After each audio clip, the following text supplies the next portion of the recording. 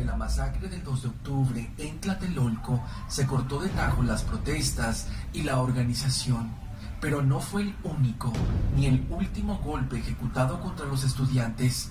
Todavía no se lavaba la sangre de la plaza y las calles aledañas cuando Díaz Ordaz ya había lanzado a los militares y a la Dirección Federal de Seguridad contra los normalistas rurales. En lo que restó de 1968 y a lo largo de 1969, las tropas se enfrentaron con los estudiantes que se negaban a desalojar sus escuelas.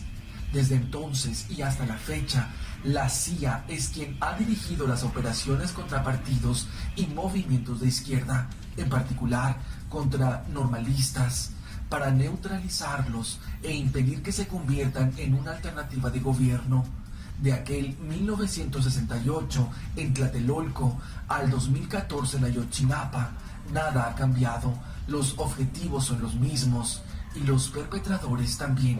El objetivo de la CIA desde que inició sus operaciones en México y hasta la fecha ha sido el de parar y destruir el ascenso de las organizaciones comunistas, socialistas de izquierda y revolucionarias en todos sus matices.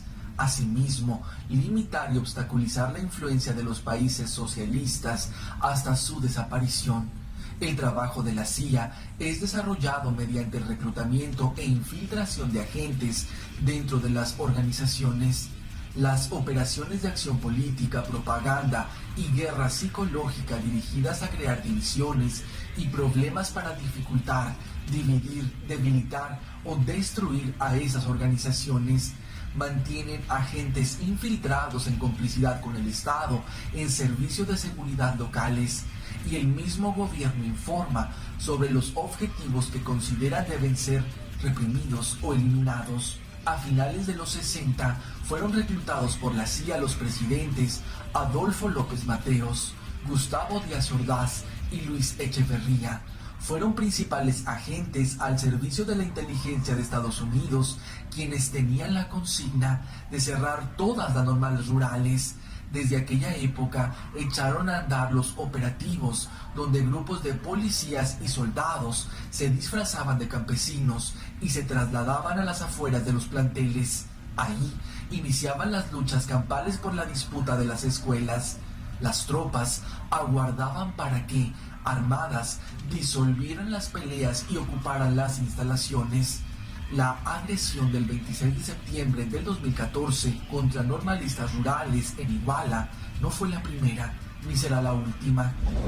Carlos Mendoza realizó el documental 1968, La Conexión Americana, que es particularmente ilustrativo del rol que desempeñaron entonces el embajador estadounidense Fulton Freeman, el director de la CIA en México, Winston Scott, y otros integrantes de esa agencia, quienes además tuvieron participación en la ejecución de golpes militares en naciones de América Latina como Guatemala, Perú y Brasil en los años 60.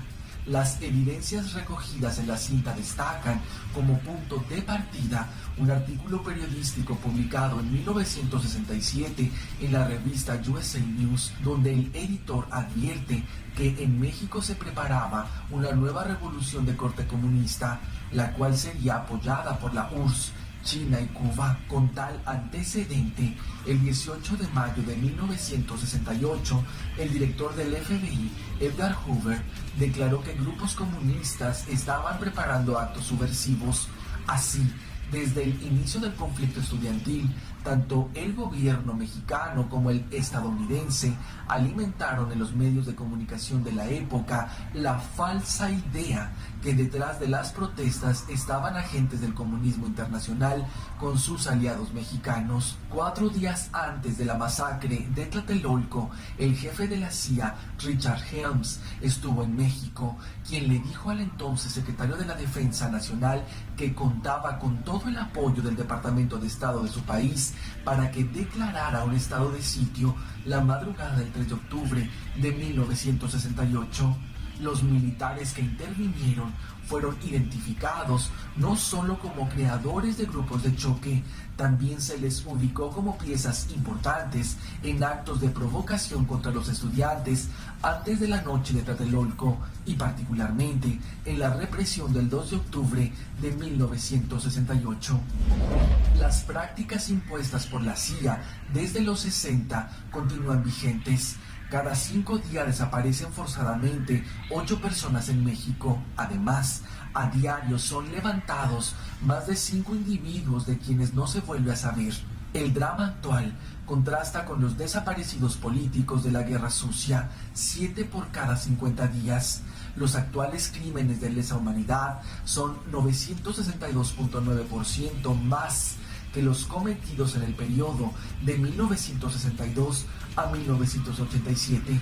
Con el nombre de Guerra Sucia se conoce en México a un conjunto de medidas de represión militar y política encaminada a disolver a los movimientos de oposición política y armada contra el Estado mexicano, que fue de carácter selectivo y bajo la cobertura de una prensa cómplice de los militares. En México, la guerra sucia es un tema poco conocido por el grueso de la población. Esto debido a que el PRI ha ocultado o eliminado la información y tampoco se redactó en los libros de historia. La CIA dio seguimiento diario a las operaciones del ejército mexicano durante la Guerra Sucia en Guerrero. Con verdad, hasta el 2014 dio cuenta que en los trágicos hechos registrados en Guerrero en la década de 1969 a 1979 se documentaron 230 desapariciones forzadas, 206 hombres, 15 mujeres y 9 menores de edad, así como 24 ejecuciones sumarias y 2 violaciones, entre ellas la de una menor, y más de 600 casos que siguen sin esclarecerse. Las prácticas de desaparición forzada de personas hoy en día en sociedades democráticas sobreviven, se perfeccionan y en algunos casos se extiende a la población que no realiza actividades políticas. Aunque no hay cifras definitivas, las desapariciones se cuentan por miles en América Latina. México, Colombia, Guatemala y Chile, entre otros, son los principales países que registran casos actuales de desaparición forzada.